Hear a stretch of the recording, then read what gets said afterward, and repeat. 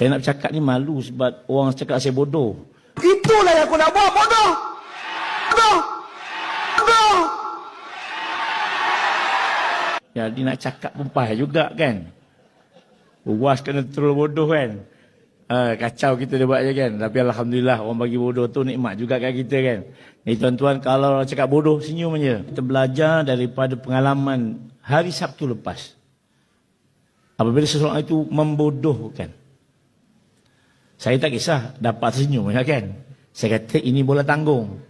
Lepas tu ramai yang tak suruh pun, ramai yang troll sampai habis kan.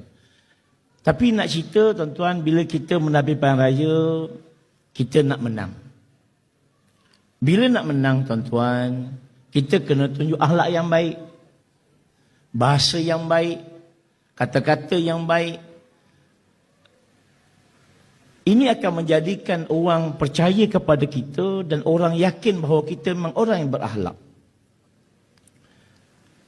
Sebab tu dalam kita memilih kata-kata, khususnya apabila kita berada dalam medsos.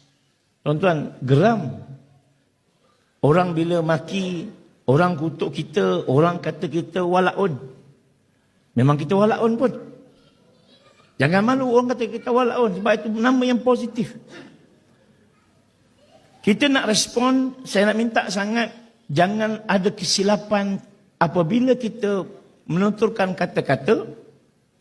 Jangan ada kesilapan apabila kita troll orang. Jangan ada silap bahasa apabila kita nak kritik. Jangan lupa dekati rakan-rakan kita. Rakan-rakan kita dari UMNO. Rakan-rakan kita dari Bersatu. Rakan-rakan kita daripada PKR yang sekarang ramai dan nak swing dah. Semalam satu petang saya duduk dengan pimpinan PKR yang nak swing dah.